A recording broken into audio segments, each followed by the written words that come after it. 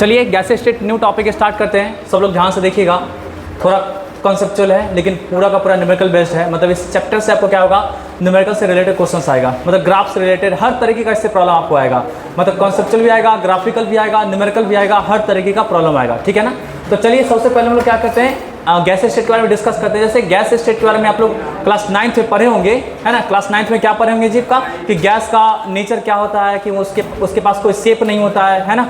कोई उसके पास क्या होता है, फिक्स वॉल्यूम नहीं होता, उसको जिस कंटेनर में डालेंगे उसी कंटेनर का क्या होगा, वॉल्यूम, उसका वॉल्यूम बन जाता है, ठीक है ना जी, है ना। हाईली कंप्रेसिबल होता है, ठीक है। ये बात भी जानते होंगे कि उसको कंप्रेस करके, बहुत ज़्यादा कंप्रेस करके उसके वॉल्यूम को घटाया जा सकता है जी, है ना। ये सब बेसिक प्रॉपर्टीज आप जानते होंगे, ठीक है। तो चलिए उस सब को स्किप करते हुए हम लोग डायरेक्ट चलते हैं जी आइडियल गैस से, है ना, कि आइडियल गैस क्या होता है। तो सबसे पहला हेडिंग आप लोग लगा लीजिएगा जी, आइडियल गैस।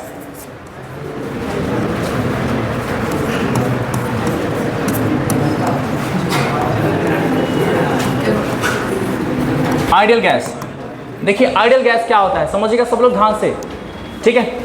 वैसे ये क्लास कल तो पढ़ा चुके थे, लेकिन जो पॉइंट हम यहाँ बताएंगे, जो आपको मतलब जो आप कल नोट नहीं कर पाए थे, या जो हो सकता है कि अगले क्लास में नहीं बताए थे, उसको आप नोट करते चलेंगे, ठीक है ना। चलिए आइडियल गैस क्या बताए थे कल के क्लास में, क्या बताए थे आपको जी, कि आइडियल गैस एक आपको क्या होता है, ऐसा गैस होता है जिसमें आपको मॉलिक्यूल्स के बीच में किसी भी तरीके का जो फोर्स ऑफ अट्रैक्शन होता है उसको कंसीडर नहीं किया जाता है, ठीक है ना जी। मतलब आइडियल गैस क्या होगा, एक ऐसा गैस होगा, है ना। वैसे ये आपको सिचुएशन जो होगा ना हाइपोथेटिकल होगा, क्योंकि न्यूटन्स के ग्रेविटेशन लॉ के अकॉर्डिंग क्या होता है कि दुनिया में जितना भी मास बॉडी है वो सब क्या करता है, एक दूसरे को अट्रैक्ट करता है। ये जानते हैं ना जी, कि दुनिया में जितना भी, चाहे कितना भी छोटा क्यों ना हो, वो सब क्या करता है, एक दूसरे को अट्रैक्ट करता है। लेकिन यहाँ पे हम लोग क्या एज्यूम कर रहे हैं जी, कि किसी भी कंटेनर के अंदर में अगर कोई गैस होगा, किसी भी कंटेनर के अंदर में कोई गैस अगर होगा, तो उसमें किसी भी तरीके का कोई अट्रैक्शन फोर्स या फिर रिपल्सन फोर्स, किसी तरीके का कोई फोर्स काम नहीं करेगा। जैसे देख सकते हैं कंटेनर में गैसेज है, तो यहाँ पे दो कोई सा भी गैस पार्टिकल को ले लेंगे, एक इसको ले लेंगे और एक इसको ले लेंगे, इसके बीच में ना ही किसी तरीके का अट्रैक्शन फोर्स काम करेगा एंड ना ही किसी तरीके का रिपल्सन फोर्स। ये क्या है, किसके अकॉर्डिंग है, आइडियल गैस के अकॉर्डिंग। ऐसा एक्चुअल प्रैक्टिस में नहीं होता है, समझे ना। एक्चुअल प्रैक्टिस में इस गैस के बीच में आपको क्या होगा, फोर्स ऑफ अट्रैक्शन लगेगा, ठीक है ना जी। कोई दिक्कत है किसी को भी। चलिए तो सबसे पहला पॉइंट यही बताता है कि आइडियल गैस का मतलब क्या होगा, कि आपको ऐसे गैस में क्या होगा, पार्टिकल्स में क्या होगा, किसी तरीके का कोई फोर्स ऑफ अट्रैक्शन काम नहीं करेगा, है ना। तो यहां पे लिख देते हैं जी, the gas in which no interaction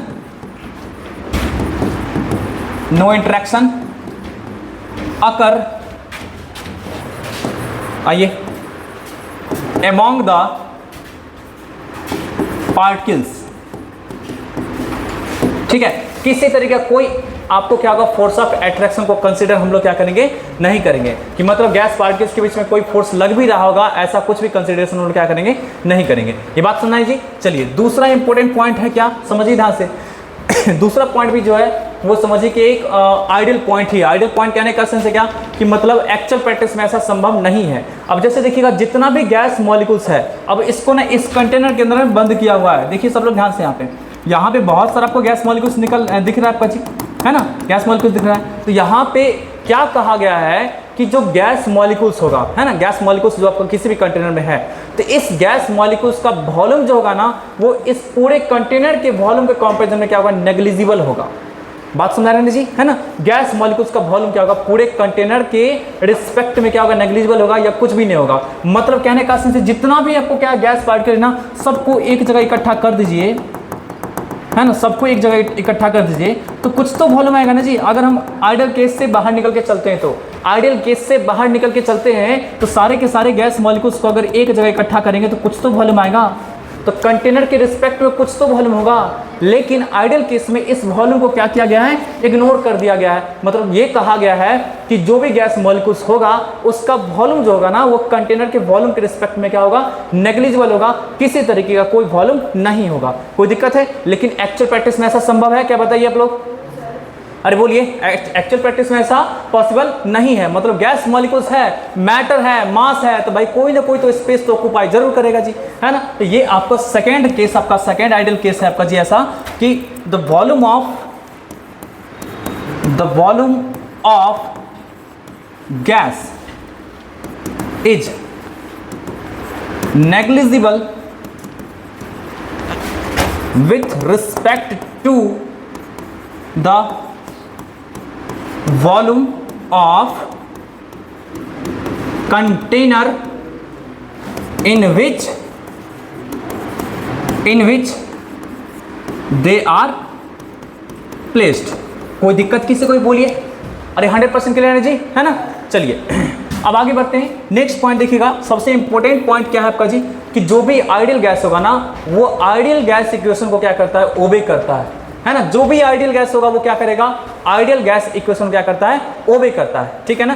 तो देखिए आपका जी, it obeys ideal gas equation.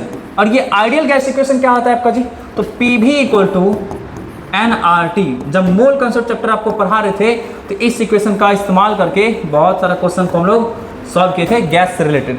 PV equal to nRT, ये क्या होता है, आइडियल गैस इक्वेशन, समझे ना। इसके डेरिवेशन के हम लोग 4 लॉ पढ़ेंगे, समझे ना, ठीक है। तो देखिएगा इस आपको क्या होगा जी, इक्वेशन को क्या करेगा, ये आइडियल गैस ओबे करेगा। P का मतलब होता है प्रेशर ऑफ गैस, V का मतलब वॉल्यूम ऑफ गैस, N का मतलब होता है number of moles of gas, R जो हो गया गैस कांस्टेंट हो गया, और T जो हो गया टेम्परेचर हो गया। कोई दिक्कत है किसी को भी, है ना। तो आपको जो भी आइडियल गैस होगा वो इस इक्वेशन को पक्का क्या करेगा, ओबे करेगा। तो जो भी बच्चे इनमें से कोई भी पॉइंट ऐसा होगा जो नहीं लिखे थे उसको जल्दी से लिख लीजिए। आगे बढ़े, चलिए अब हम स्टार्ट करते हैं जी गैस लॉ। जैसे देखिए आइडियल गैस के बारे में हम देखे थे जी कि आइडियल गैस क्या होता है, समझे ना। तो आइडियल गैस को सेटिस्फाई करने के लिए आपको क्या होता है, गैस लॉ होता है। मतलब गैस लॉ आपको 4 तरीके का होगा, है ना। उसी को कंबाइन करेंगे तो आपको आइडियल गैस इक्वेशन जो यहाँ पे लिखे थे PV को टू nRT, है ना, तो वो निकल करके आता है। तो चलिए अब स्टार्ट हम लोग करते हैं जी गैस लॉ।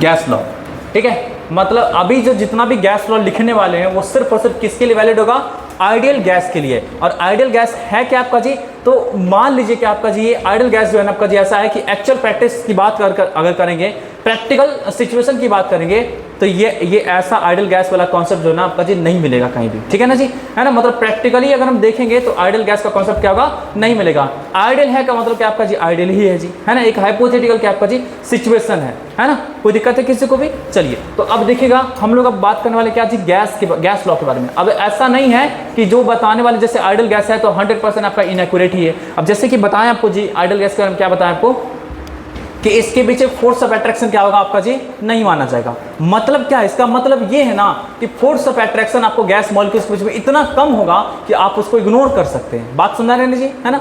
दूसरा पॉइंट क्या बताएं कि इस गैस मॉलिक्यूल्स का जो वॉल्यूम होता है ना आपका जी, वो कंटेनर के वॉल्यूम के कंपैरिजन में क्या होता है, नेग्लिजिबल होता है। इसका मतलब क्या है कि इतना ज्यादा कम है ना कि आप इसको इग्नोर कर सकते हैं, है ना। इसका मीनिंग आपको क्या हुआ जी, ये हुआ। तो ये हुआ आपका एक आइडियल सिचुएशन हो गया। कोई दिक्कत है किसी को भी जी, है ना। ये आपका क्या हुआ, एक आइडियल सिचुएशन हो गया, ठीक है ना। जो कि एक्चुअल प्रैक्टिस आपका क्या होगा, एक्चुअल प्रैक्टिस को सेटिस्फाई तो नहीं करेगा 100%, लेकिन बोल सकते हैं 99% तक सेटिस्फाई एक्चुअल प्रैक्टिस को कर सकता है, ठीक है। 100% नहीं कर पाएगा, ठीक। चलिए तो अब चलिए हम लोग बात करते हैं जी गैस लॉ क्या। तो सबसे पहला जिसमें लॉ आता है वो क्या होता है, बॉयल्स लॉ आता है।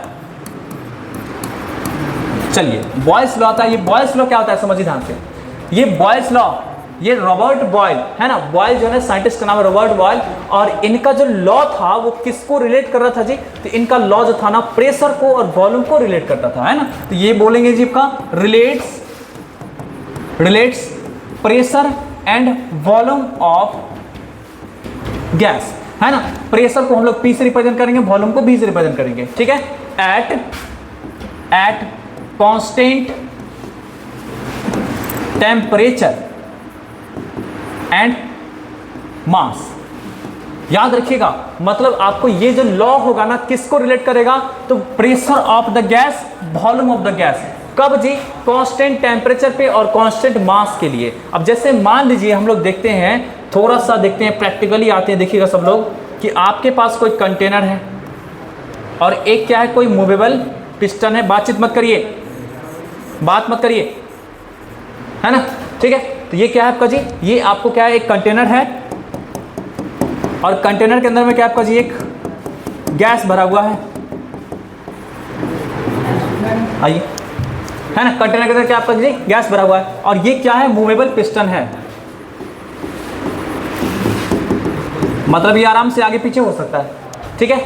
अब ध्यान से देखिएगा, ये जो कंटेनर है पूरी तरह से सील्ड है, कहने का सेंस क्या होगा, इसमें से कोई भी गैस बाहर नहीं निकल सकता है, ठीक है ना जी। चलिए अब हम क्या करेंगे ना, अभी देखिए इसका वॉल्यूम, इसके अंदर प्रेशर जो होगा वो P1 होगा, और इसके अंदर आपका क्या होगा जी, वॉल्यूम जो होगा क्या होगा, V1 होगा, ठीक है ना।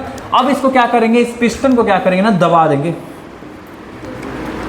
है ना, नीचे की ओर, नीचे को इसको क्या कीजिए, प्रेस कर दिए। इससे क्या हुआ, जो भी अंदर इसमें गैस था जबकि वो, ठीक है, इस तरह से आ गया। तो अब यहां से देख सकते हैं इसके अंदर जो आपको प्रेशर होगा क्या हुआ, P2 हो गया, और इसके अंदर वॉल्यूम जो होगा क्या हुआ, V2 हो गया। चलिए आप खुद देखिए जी, यहाँ पे ये कितना बड़ा वॉल्यूम था जेब का, और यहाँ पे क्या वॉल्यूम घटा ना जी। आप प्रैक्टिकली सोचिए, अगर आप इस पिस्टन को दबा रहे होते जी, तो क्या होता कि आप जैसे जैसे दबाएंगे वैसे आपको ज़्यादा फोर्स लगाना पड़ता। अरे फोर्स लगाना पड़ता मतलब प्रेशर ज़्यादा लगाना पड़ता, कोई दिक्कत है, क्योंकि आपको फोर्स वो लगाना पड़ा जो अंदर से क्या कर रहा है, इसको आपको धक्का मार रहा है आपके हाथ को, समझे नहीं। अरे पिस्टन को ऐसे प्रेस कर रहे हैं तो क्या हो रहा है आपका जी, अंदर के प्रेशर के कारण आपको क्या होगा, धक्का मार रहा है ना जी, है ना। तो कहने का सेंस है, आप इसको प्रेस कर रहे थे तो आपको फोर्स लगाना पड़ रहा था जी, फोर्स लगा के प्रेस करना पड़ रहा था। मतलब क्या होगा आपका जी, कि ये सिचुएशन है, ये सिचुएशन में कंपैरिजन करेंगे तो इसमें देख सकते हैं वॉल्यूम है ज्यादा, इसमें क्या है, वॉल्यूम क्या है आपका जी, इसमें क्या वॉल्यूम जो है कम है, नहीं जी, है ना। इसके अंदर प्रेशर जो होगा वो कम होगा, तो इसके अंदर क्या होगा, ज्यादा होगा। अरे कोई दिक्कत है, अगर कंपैरिजन करेंगे प्रेशर का, तो प्रेशर क्या पता चलेगा आपका जी, तो प्रेशर P2 जो निकल के आएगा आपका जी, P1 से ज्यादा। नहीं, फिर देखिए आपका क्या जी, V2 जो होगा वो क्या होगा आपका क्या जी, है ना, V2 जो होगा V1 से कम। अब यहाँ पे थोड़ा सा सोचिए आप लोग जी, अभी आपको क्या बताएं जी, कि जो प्रेशर बढ़ा तो वॉल्यूम क्या हुआ, घट गया, नहीं जी। अरे प्रेशर बढ़ गया आपका जी, जब दबाएं इसको तो प्रेशर बढ़ गया, वॉल्यूम घट गया जी, मतलब दोनों का उल्टा हुआ ना आपका जी, एक बढ़ा है तो दूसरा घटा है, कोई दिक्कत है, एक बढ़ा है दूसरा घटा है। याद रखिएगा, टेम्परेचर का कंडीशन और आपका नंबर ऑफ मोल्स का कंडीशन दोनों का दोनों क्या रहेगा, ये कांस्टेंट रहेगा। याद रखिएगा, ये क्या रहेगा आपका जी, कांस्टेंट रहेगा। T स्टैंड्स फॉर टेम्परेचर और N stands for number of mole. याद रखिएगा, P का मतलब होगा क्या, प्रेशर, ठीक है। V का मतलब क्या है आपका जी, वॉल्यूम, समझे ना। T का मतलब क्या है आपका जी, टेम्परेचर, टेम्परेचर को TMP डॉट लिख देंगे, समझ में आ जाएगा आप लोग को जी। और N का मतलब क्या होगा, नंबर ऑफ, हाँ ठीक है, कोई दिक्कत है किसी को भी जी, है ना। तो यहाँ पे देख सकते हैं टेम्परेचर एंड ये सब का मीनिंग लिख दिए। तो टेम्परेचर और नंबर ऑफ मोल्स जब कांस्टेंट रहेगा तो ऐसे कंडीशन में अगर प्रेशर बढ़ता है तो वॉल्यूम क्या आपका जी, डिक्रीज करेगा। ये ऑब्जर्वेशन उनका था। तो इसी ऑब्जर्वेशन के बेसिस पे ना वो अपना लॉ दिए, जिसको क्या बोले थे जी, बॉयल्स लॉ, है ना। तो बॉयल्स लॉ के अकॉर्डिंग क्या होगा, जब temperature and number of moles constant रहेगा तो अगर प्रेशर बढ़ेगा तो वॉल्यूम घटेगा, या फिर वॉल्यूम बढ़ेगा तो प्रेशर घटेगा। मींस क्या होगा, pressure of the gas is inversely proportional to volume. कोई दिक्कत है किसी को भी? तो चलिए इसको स्टेटमेंट के रूप में लोग लिखते हैं जी। अकॉर्डिंग टू दिस लॉ, सब लोग लिखना स्टार्ट करिएगा। According to this law, at constant temperature and number of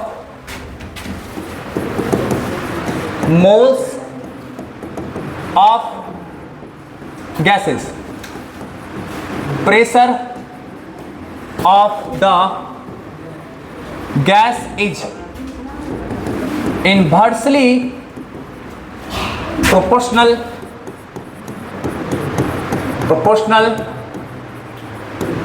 to the volume of gas। यही आपको क्या जी, बॉयल्स लॉ का स्टेटमेंट हो गया।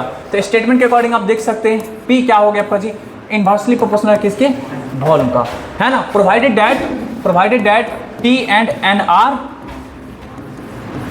कांस्टेंट। ये आप हमेशा ध्यान रखिए कंडीशन, अगर ये नहीं होगा कांस्टेंट तो आपको ये रूल आपको निकल करके नहीं आएगा, ठीक है ना जी। कोई दिक्कत है किसी को भी? चलिए, तो P इनवर्सली प्रोपोर्शनल है किसके जी, का वॉल्यूम का। नहीं, अब यहां से देखिए जी, आप इसको ना दूसरे तरीके से भी आप एक्सप्रेस कर सकते हैं। देखिए जी, हम क्या जानते हैं, डेंसिटी का फॉर्मूला जो होता है वो क्या होता है, मास बाय वॉल्यूम। तो वॉल्यूम इक्वल टू क्या निकल के आएगा आपका जी, मास बाय डेंसिटी। अरे कोई दिक्कत है जी? तो आपको वॉल्यूम क्या है आपका जी, इनवर्सली प्रोपोर्शनल किसके है, डेंसिटी के।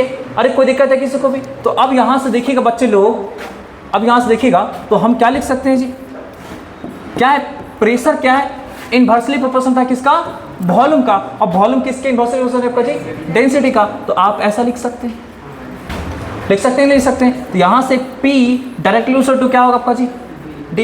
मतलब क्या हो गया आपका जी यहाँ पे कि प्रेशर ऑफ द गैस जो है डेंसिटी ऑफ द गैस के डायरेक्टली प्रोपोर्शनल होगा। जितना ज्यादा आपका गैस क्या रहेगा, डेंस रहेगा, जितना ज्यादा गैस क्लोजली रहेगा उतना ज्यादा क्या होगा, प्रेशर होगा। प्रैक्टिकली भी सोचेगा तो जैसे मेला का टाइम आ ही रहा है जी, तो बैलून जाएंगे सब लोग खरीदने के लिए। अब जैसे ही बैलून के अंदर हवा भर करके उसको दबाते हैं तो दबाने से उसका वॉल्यूम छोटा होता है, मास तो सेम है। तो दबाने से क्या होना, गैस मॉलिक्यूल्स क्लोज में आता है। तो गैस मॉलिक्यूल्स क्लोज में आता है, इसका डेंसिटी उसका बढ़ता है। तो डेंसिटी बढ़ता है तो क्या होगा, एक्सपैंड कर जाएगा, सॉरी डेंसिटी बढ़ेगा तो क्या होगा आपका जी, प्रेशर बढ़ेगा। प्रेशर बढ़ेगा तो फट जाएगा वो। अरे कोई दिक्कत है जी, बैलून को जैसे ही दबाएंगे तो क्या गैस मॉलिक्यूल जितना भी होगा सब क्लोज आएगा। तो क्लोज जाएगा तो क्या होगा आपका जी, आपको क्लोज आएगा तो प्रेशर बढ़ेगा। और डेंसिटी बढ़ा, डेंसिटी बढ़ा, प्रेशर बढ़ा, प्रेशर बढ़ा तो क्या होगा, फट जाएगा वो। अरे कोई दिक्कत किसी को भी जी, बोलिए ना, है ना। तो आप इस तरीके का भी क्या कर सकते हैं, कॉन्सेप्ट यहाँ से निकाल सकते हैं, प्रेशर का डेंसिटी के साथ वेरिएशन। कोई दिक्कत है किसी को भी, है ना। तो अब यहाँ से देखिएगा, अब यहाँ से देखिएगा, अगर हम लोग अगर हम लोग इस लॉ के अकॉर्डिंग चलते हैं, देखिएगा, नहीं तो यहाँ से क्या करते हैं, कांस्टेंट डाल के निकाल देते हैं सबसे पहले, फिर उसके अकॉर्डिंग चलते हैं। देखिएगा, है ना, P इक्वल टू क्या लिख सकते हैं, KD। जब भी प्रोपोर्शनलिटी का साइन हटता है तो क्या निकल के आता है आपका जी, कांस्टेंट, है ना। तो यहाँ से बोल सकते हैं कि आपका जी P/D इक्वल टू जो हो गया K आ गया। इसका मतलब प्रेशर और डेंसिटी का रेशियो जो होगा हमेशा कांस्टेंट रहेगा। नहीं जी, अरे pressure density of the gas का जो रेशियो रहेगा हमेशा कांस्टेंट रहेगा। अरे कोई दिक्कत किसी को भी जी, है ना। तो यहाँ से बोल सकते हैं that is P1/D1 is equal to क्या होगा, P2/D2 इक्वल टू P3/D3, और ऐसे करके आगे प्रोसीड हम लोग कर सकते हैं। कोई दिक्कत है किसी को भी, है ना। इस प्रकार से हम लोग जा सकते हैं। सिमिलरली क्या होगा, P और आपका क्या 1/V का जो रिलेशन है तो उसके अकॉर्डिंग भी जा सकते हैं, समझे ना। तो सबसे पहले इसको नोट करिए, फिर हम लोग आगे प्रोसीड करते हैं। चलिए क्या देखिए ध्यान से, P इनवर्सली टू क्या होगा, V। ऐसा था भी देखे थे ना जी। अब देखिएगा प्रोपोर्शनलिटी का साइन हटाएंगे, क्या आएगा, कांस्टेंट आएगा। तो इसको उठा के इधर मल्टीप्लाई हुआ। इसका मतलब क्या, P और V का प्रोडक्ट, अरे प्रेशर का और वॉल्यूम का प्रोडक्ट क्या है, कांस्टेंट है। इसका मतलब अगर आप प्रेशर को चेंज करते हैं तो वॉल्यूम भी चेंज होगा, लेकिन प्रोडक्ट क्या रहेगा, कांस्टेंट। अरे कोई दिक्कत है, अगर प्रेशर को चेंज करेंगे तो वॉल्यूम भी चेंज होगा, लेकिन प्रोडक्ट क्या रहेगा, कांस्टेंट। इसको थोड़ा ऐसे समझिएगा कि प्रेशर को अगर डबल करेंगे तो वॉल्यूम हो जाएगा हाफ। तो 2 × 1/2 क्या होगा, क्या होगा जिसका सेम कट जाएगा ना। अगर प्रेशर को 3 गुना करते हैं तो वॉल्यूम क्या होगा, 1/3 हो जाएगा।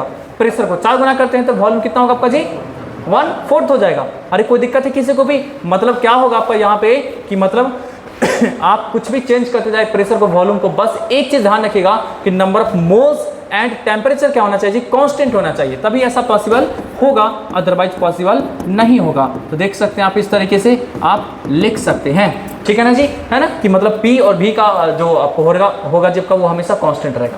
कोई दिक्कत है किसी को भी। चलिए थोड़ा सा ग्राफिकल इसका व्यू देख लीजिएगा। ये होगा प्रेशर, ये होगा वॉल्यूम, ठीक है ना।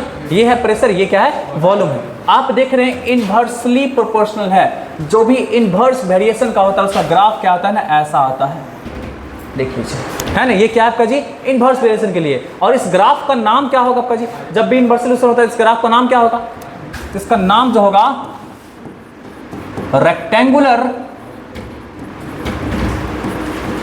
हाइपरबोला। कौन बोला, हाइपरबोला, ठीक है ना, है ना। मतलब रेक्टेंगुलर हाइपरबोला इसका नाम होता है जब भी इनवर्स वेरिएशन रहेगा तो इस ग्राफ का, ठीक है ना। अब देखिए सब लोग ध्यान से, ये ग्राफ जो ड्रॉ किया गया है ये किस पे ड्रॉ किया गया आपका जी, कांस्टेंट टेम्परेचर पे ना। अरे पूरे के पूरे होल प्रोसेस के दरमियान में क्या होगा आपका जी, टेम्परेचर क्या रहेगा, कांस्टेंट रहेगा, है ना। तो इस ग्राफ को जो है ना हम लोग बोलते हैं आइसोथर्म। आइसो का मतलब होता है सेम, थर्म का जो रिलेशन होता है किससे होता है, टेम्परेचर से। इसको क्या बोलेंगे जी, इसको क्या बोलेंगे, आइसोथर्म बोलेंगे, है ना, क्योंकि ये क्या है आपका जी, और ये क्या है, कांस्टेंट टेम्परेचर पे ग्राफ ड्रॉ किया गया। नहीं जी, यहाँ पे क्या आपका जी, आइसो का मतलब होता है सेम, थर्म का मतलब टेम्परेचर होता है, तो मतलब T जो होता है यहाँ पे वो कांस्टेंट होता है, इसलिए इसको क्या बोलेंगे जी, आइसोथर्म। कोई दिक्कत है किसी को भी, है ना। अब यहाँ से देखिएगा P भी है आपका जी क्या, कांस्टेंट है ना, P भी कांस्टेंट है। तो P भी वर्सेज अगर मान लीजिए P भी वर्सेज अगर V की बात करते हैं, वॉल्यूम कितना भी चेंज कर लीजिए, P भी नहीं चेंज होगा। अरे वॉल्यूम को 2 गुना करेंगे तो आपका प्रेशर क्या होगा, हाफ हो जाएगा। वॉल्यूम को 3 गुना करेंगे तो प्रेशर क्या होगा आपका जी, 1/3 हो जाएगा। वॉल्यूम को 10 गुना कर देंगे, 10 गुना बढ़ा देंगे तो प्रेशर क्या होगा आपका जी, 1/10 हो जाएगा। समझ में आ रही बात ना जी। अरे एक छोटे से बैलून को वॉल्यूम एक्सपेंड करके मीन्स क्या मतलब उसमें कोई एयर नहीं डालेंगे, उसी की एयर को क्या करेंगे ना, डाल देंगे एक ऐसे बैलून में जो बहुत बड़ा बैलून है 10 गुना वॉल्यूम का, तो प्रेशर उसमें क्या कम हो जाएगा ना जी। प्रैक्टिकली सोचिए ना, छोटे बैलून में से एयर को निकाल के बड़े वाले बैलून में डाल दीजिए चिपका, तो क्या होगा आपका जी, उसमें प्रेशर क्या होगा, कम होगा। जितना छोटे में था प्रेशर वैसा प्रेशर तो नहीं होगा, नहीं होगा जी। कोई दिक्कत है किसी को भी। यही चीजें हैं कि आपका क्या होगा, आप वॉल्यूम बढ़ाते जाए पीवी में कोई अंतर नहीं आएगा, ये क्या होगा आपका जी, कांस्टेंट रहेगा। सिमिलरली देखिएगा ध्यान से आप लोग जी, पीवी वर्सेस पी की बात करते हैं, आप प्रेशर बढ़ाते जाए फिर भी क्या होगा, कोई अंतर नहीं आएगा। तो ये इस तरीके का ग्राफ हो गया, और भी हम अदर ग्राफ को देखेंगे, ठीक है, इसको नोट करिए जल्दी से। अब नेक्स्ट देखिएगा जी, हम लोग बात करते हैं क्या, प्रेशर वर्सेस डेंसिटी का ग्राफ। देखिएगा सब लोग ध्यान से, प्रेशर वर्सेस डेंसिटी का आप देखिए थे कुछ देर पहले जी कि प्रेशर किसकी प्रोपोर्शनल था जी आपका, डेंसिटी के। तो क्या होगा जब डायरेक्टली प्रोपोर्शनल का होता है आपका जी, है ना, तो उसका ग्राफ कैसा होता है, बिल्कुल ऐसा लीनियर होता है आपका ग्राफ, है ना। ये क्या होगा, प्रेशर वर्सेस डेंसिटी का ग्राफ हो गया। कोई दिक्कत है किसी को भी, ठीक है ना। चलिए इसको नोट कर लीजिए। उसी तरीके से आप देख सकते हैं प्रेशर क्या आपका जी, इनवर्सली प्रोपोर्शनल किसके, वॉल्यूम के, है ना। आप इसको क्या रीड करेंगे, P is inversely proportional to volume, ऐसा बोल सकते हैं। या आप इसको ऐसे भी रीड करेंगे, और देख लीजिए सब लोग ध्यान से, P is directly proportional to 1/v। कोई दिक्कत है किसी को भी, मतलब प्रेशर जो है आपका v के इनवर्सली प्रोपोर्शनल है, लेकिन प्रेशर क्या है 1/v के डायरेक्टली प्रोपोर्शनल है। तो अगर आप इसका ग्राफ ड्रॉ करते हैं, प्रेशर वर्सेस 1/v का ग्राफ, तो 1/v के क्या है, डायरेक्टली प्रोपोर्शनल है, तो इसका ग्राफ कैसा बन के आएगा आपका जी, तो इसका बन के आएगा साफ लीनियर ग्राफ बन करके आएगा। कोई दिक्कत है किसी को भी, बात एकदम समझा रहे हैं जी, है ना। उसी तरीके से देख सकते हैं वॉल्यूम वर्सेस, आप अगर मान लीजिए 1/p का ग्राफ ड्रॉ करेंगे तो वो भी सेम आएगा ऐसा। आ रही बात समझ जी, कोई दिक्कत है किसी को भी, नोटिस को करिए जल्दी से। ये सब क्या था ना, एक पार्टिकुलर टेम्परेचर था। अब देखिए अलग अलग टेम्परेचर पे ग्राफ ड्रॉ करने की कोशिश करेंगे तो कैसा बन के आएगा, समझे बात ना जी, है ना। अलग अलग टेम्परेचर पे ग्राफ ड्रॉ करने की कोशिश करेंगे तो अब जैसे देखिएगा जी ध्यान से सब लोग, ये इधर क्या है, P है, इधर क्या है, V है। अब सब लोग देखिएगा इसके बीच का ग्राफ क्या होगा, रेक्टेंगुलर हाइपरबोला। सबसे पहला ग्राफ तो आप यही देखिए, ठीक है ना जी, कोई दिक्कत है। चलिए अब सब लोग ध्यान से देखिएगा, अगर हम टेम्परेचर को चेंज करेंगे, जैसे देखिए ये ग्राफ जो ड्रॉ किया गया है, तो ये कांस्टेंट टेम्परेचर पे ग्राफ ड्रॉ किया गया है, तो उस टेम्परेचर का कुछ ना कुछ वैल्यू होगा जी, है ना। अब चलिए हम क्या करेंगे, दूसरे टेम्परेचर पे ग्राफ को ड्रॉ करेंगे। मीन्स क्या आपका जी, जैसे ये 25 पे ड्रॉ किया गया होगा, तो हम ना 25 के अलावा किसी और टेम्परेचर पे ग्राफ ड्रॉ करेंगे। मतलब कहने का सेंस क्या ना, कि पूरे के पूरे ग्राफ ड्रॉ करने के दरमियान में वो जो टेम्परेचर रहेगा वो कांस्टेंट रहना चाहिए।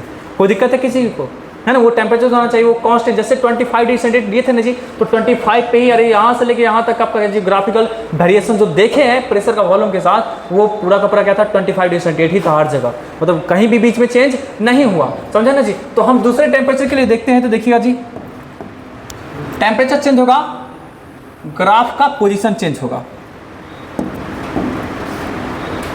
ठीक है। टेम्परेचर चेंज होगा, ग्राफ का पोजीशन चेंज होगा, ठीक है। 3 अलग अलग कांस्टेंट टेम्परेचर पे, ये क्या है, 3 अलग अलग कांस्टेंट टेम्परेचर पे ग्राफ लिए हैं, ठीक है। तो सब लोग देखिएगा ध्यान से, ये टेम्परेचर है क्या, T1, ये टेम्परेचर क्या आपका जी, T2, और ये वाला टेम्परेचर क्या आपका जी, T3। अब यहाँ पे ये हमें समझना है कि तीनों में से कौन सा ज़्यादा होगा, कौन सा कम होगा, ठीक है। कोई दिक्कत है किसी को भी, तो इसको भी हम लोग क्या करेंगे, प्रैक्टिकली सोच के समझेंगे, ठीक है ना। चलिए आपको थोड़ा सा रिफरेंस लेना हो सकता है PV = nRT वाले इक्वेशन का, ठीक है। PV = क्या, nRT वाले इक्वेशन का। अब यहाँ से क्या कर सकते हैं, P = nRT, है ना, ऐसा लिख सकते हैं, nRT वाली ऐसा लिख सकते हैं। प्रेशर क्या देख रहे हैं हम लोग जी, कि प्रेशर क्या आपका जी, वॉल्यूम के है ना, इनवर्सली प्रोपोर्शनल है, प्रेशर वॉल्यूम के इनवर्सली प्रोपोर्शनल है। लेकिन यहाँ पे देख रहे हैं क्या, प्रेशर क्या है आपका जी, टेम्परेचर क्या है, डायरेक्टली प्रोपोर्शनल है। कोई दिक्कत है किसी को भी? चलिए, अगर कोई पार्टिकुलर वॉल्यूम की बात करें, देखिए नंबर ऑफ मोल तो फिक्स रहेगा, आर तो कांस्टेंट ही, वो भी फिक्स रहेगा। किसी पार्टिकुलर वॉल्यूम को पकड़िए, ये पार्टिकुलर वॉल्यूम को पकड़ रहे हैं, ठीक है। अब इस पे चेक करेंगे, प्रेशर उसी का ज़्यादा मिलेगा जिसका टेम्परेचर ज़्यादा मिलेगा। प्रैक्टिकली देखिए, ये कांस्टेंट और इसको भी अभी कांस्टेंट कर दिए, कोई पार्टिकुलर वैल्यू ले रहे हैं, तो ये कांस्टेंट सब, तो आपको प्रेशर किसके प्रोपोर्शनल आ जाएगा आपका जी, किसके आ जाएगा, टेम्परेचर के। मीन्स जिसका टेम्परेचर ज़्यादा उसमें प्रेशर ज़्यादा, समझे ना। तो यहाँ पे देख सकते हैं वॉल्यूम है फिक्स, तो अब देखिए जी इसके लिए ऐसा ड्रॉ किया ऊपर में, है ना। तो अब सब लोग देखिएगा ध्यान से, अब सब लोग देखिएगा, इसके लिए क्या मिला आपका जी, ये मिला P1,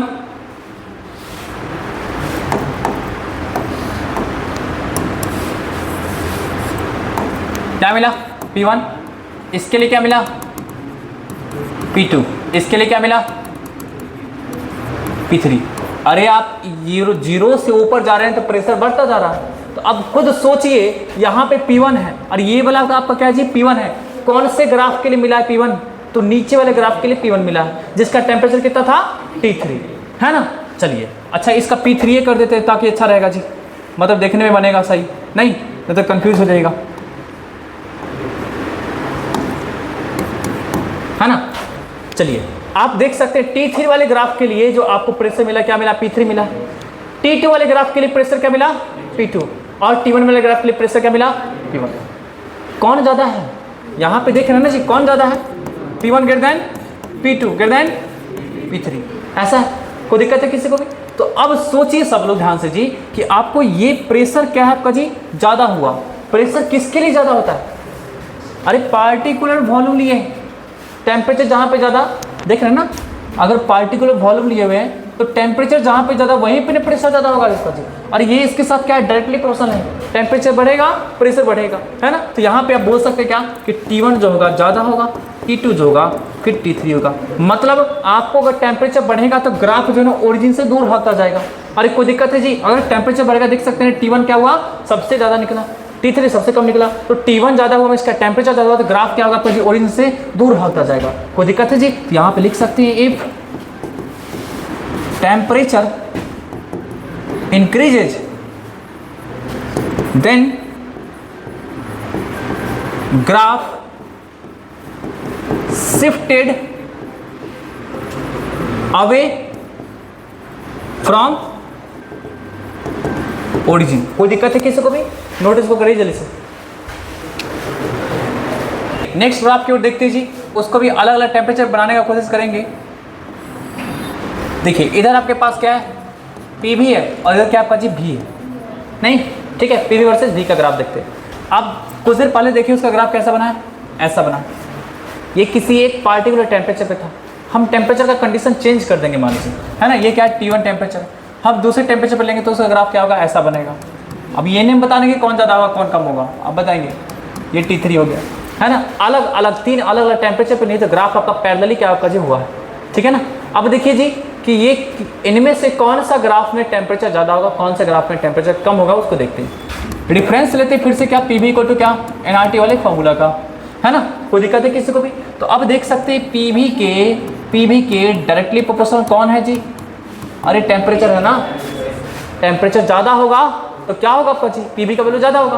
और ये जो निकल कर के आ रहा है यहाँ पे यहाँ पे यहाँ पे यहाँ पे, क्या निकल के आ रहा है, PV तो निकल के आ रहा है ना, तो टेम्परेचर के डायरेक्टली से होगा। मतलब आपको PV का सबसे हाईएस्ट वैल्यू कहाँ पे, इस वाले ग्राफ में, अरे है कि नहीं जी, है ना। तो आपको क्या होगा ऐसी कंडीशन में, T3 सबसे ज़्यादा, T2 टेम्परेचर बढ़ेगा तो PV का वैल्यू बढ़ेगा। PV का वैल्यू सबसे हाईएस्ट इसमें था, सबसे लोएस्ट इसमें था, है ना। तो PV का वैल्यू सबसे हाईएस्ट में, क्या टेम्परेचर भी हाईएस्ट। कोई दिक्कत है किसी को भी? तो देख सकते हैं T3 greater than T2 greater than T1। अरे ऐसे ना अप्रोच लेकर के निकाल लेंगे, जब भी आपको याद नहीं रहेगा ये चीज़, है ना, आपको याद नहीं रहेगा ये चीज़, आप अप्रोच लगा के निकाल लेंगे। आपको अप्रोच सिखा रहे हैं कि कैसे आपका निकलता है, समझे बात ना जी, है ना। इस तरीके से क्या कर सकते हैं, किसी भी टाइम में आप, है ना, आप नींद में भी रहेंगे ना, तो आपको जब भी ऐसा क्वेश्चन रहेगा दिया हुआ, तो आपने इस तरीके से सोचेंगे प्रैक्टिकली, तब निकालेंगे। कोई दिक्कत है किसी को भी? इसको नोट करिए जल्दी से। और भी देख सकते हैं, अगर P वर्सेज 1/v का ग्राफ की बात करेंगे तो उसका ग्राफ तो ऐसा होता है, नहीं ऐसा होता है। अब 3 अलग अलग टेम्परेचर पे लेंगे तो ग्राफ ऐसा निकल के आएगा। लीजिए T1 हुआ, T2 हुआ और T3 हुआ। अब फिर से समझना होगा कि किसमें आपका क्या हो का ज़्यादा, किसमें कम। तो फिर से इस फॉर्मूला का रेफरेंस ले सकते हैं आप। कैसे लेंगे? P भी इक्वल टू क्या था, nRT, तो P इक्वल टू क्या होगा, nR/v इंटू T। अब देखिएगा कोई एक पार्टिकुलर वॉल्यूम ले लीजिए 1/v, कोई एक पार्टिकुलर वॉल्यूम, इसके लिए देख सकते हैं, इसके लिए मिल रहा है आपको क्या जी, प्रेशर P1, इसके लिए क्या मिल रहा है और इसके लिए क्या मिल रहा है P3। कोई दिक्कत है किसी को भी? एक पार्टिकुलर वैल्यू 1/v के लिए प्रेशर आपको 3 अलग अलग मिल गया ना जी, तीनों ग्राफ में। कोई दिक्कत है? किस कारण से 3 अलग मिल गया आपका जी? क्योंकि उसमें तीनों में क्या था, टेम्परेचर क्या था, डिफरेंट था। कोई दिक्कत है किसी को भी? तो यहाँ पे देख सकते हैं सबसे कम किस में मिला, P1 मिला, सबसे ज़्यादा किस में मिला, P3 मिला।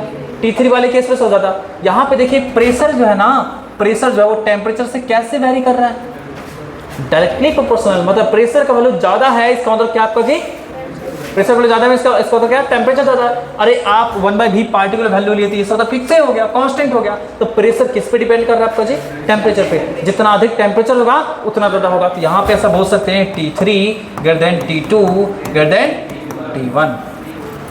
कोई दिक्कत है किसी को भी? नोट इसको करिए जल्द से, ठीक है। चलिए अब देखिए जी, हम लोग अभी देखे थे क्या, P डायरेक्ट का ग्राफ ऐसा, ये प्रेशर है, ये डेंसिटी है, ठीक है ना। इसका ग्राफ कैसा बना था, ऐसा बना था। अगर 3 अलग अलग टेम्परेचर लेंगे तो ग्राफ कैसा बनेगा, T1 T2 और T3 ऐसा बनेगा। कोई दिक्कत है किसी को भी? अब जरा देखिए यहाँ से, P भी इक्वल टू क्या होता है, nRT होता है। तो P इक्वल टू क्या होगा, n/v/RT। अब यहाँ से देखिएगा जी, n के प्लेस पे जो लिखेंगे, n जो होता है नंबर ऑफ मोल होता है, और नंबर ऑफ मोल निकालने का फॉर्मूला जो है ना सबको पता है, W/m होता है, समझे ना। चलिए V/RT, यहाँ से देखिएगा मास बाय वॉल्यूम जो होता है ना, वही क्या होता है, डेंसिटी होता है। तो क्या होगा आपका जी, D/m/RT, ठीक ना। कोई दिक्कत है किसी को भी? अब देखिएगा किसी पार्टिकुलर डेंसिटी के लिए हम लोग सोचते हैं, तो आपको इसके लिए देखिएगा जी, 3 अलग अलग पॉइंट पे कट किया। ये प्रेशर क्या मिलेगा, P1, ये प्रेशर क्या मिलेगा, P2, और ये प्रेशर क्या मिलेगा, P3। अरे कोई दिक्कत किसी को भी?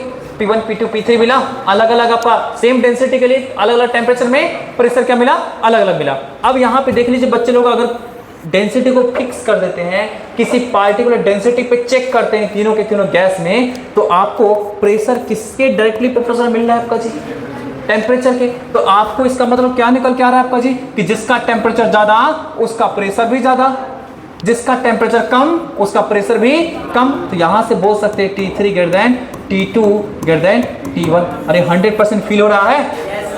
चलिए लिखिए इसको जल्दी से। टॉग वाला देखिएगा, P भी इक्वल टू क्या था, कांस्टेंट था।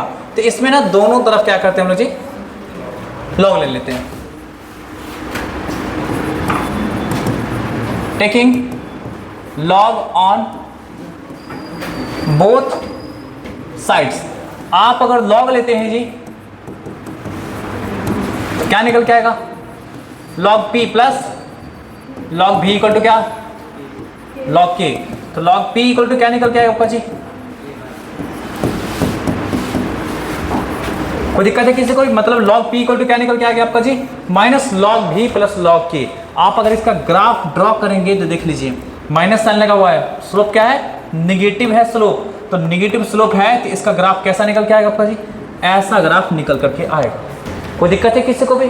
और इसका इंटरसेप्ट जो होगा, इंटरसेप्ट ये जो है इसको क्या बोलेंगे हम जी, इंटरसेप्ट बोलेंगे। इसका लेंथ जो होगा यहाँ पे जो होगा, अरे ये आपका log V का वैल्यू यहाँ पे क्या है, 0 है ना, तो 0 पे क्या मिलेगा, इसका वैल्यू अगर 0 होगा तो log P का वैल्यू क्या मिलेगा, log K मिलेगा। अरे मिलेगा ना जी, यहाँ पे क्या मिलेगा, log K। स्लोप जो इसका निकल के आ गया आपका जी, स्लोप क्या निकल के आएगा, log V का कोफिशिएंट कितना है, तो -1, ठीक ना। कोई दिक्कत है किसी को भी? 100% क्लियर है जी यहाँ तक, ठीक है। तो इस तरीके का सारा ग्राफ हो गया। यहाँ भी टेम्परेचर का वेरिएशन देख सकते हैं। अगर टेम्परेचर अलग अलग रहेगा तो मैं डायरेक्ट बता देता हूँ, आप लोग समझ जाइएगा। log P, log V, अलग अलग टेम्परेचर के लिए ग्राफ क्या होगा आपका जी, अलग अलग बनेगा, ऐसा ऐसा ऐसा, ठीक है ना, कोई दिक्कत है किसी को भी। और यहाँ से क्या होगा, टेम्परेचर आपका क्या, T3 T2 T1, यहाँ पे जितना ज़्यादा टेम्परेचर ग्राफ आपका ओरिजिन से उतना ज़्यादा दूर जाएगा। टेम्परेचर जितना ज़्यादा बढ़ेगा आपको ग्राफ क्या होगा उतना दूर जाएगा, ठीक है। चलिए इसको नोट कर लीजिए। और यहीं पे आपका बॉयल्स लॉ का कहानी होता है खत्म। कल के क्लास में चार्ल्स लॉ, गै-लुसैक्स लॉ और आपको एवोगाड्रो लॉ, इन तीनों लॉ का डिस्कस हो जाएगा। फिर हम लोग क्या करेंगे, इससे बेस्ड बहुत सारे क्वेश्चंस को करेंगे, ठीक है। तो चलिए मिलते हैं नेक्स्ट सेशन में, तब तक के लिए बाय बाय, टेक केयर।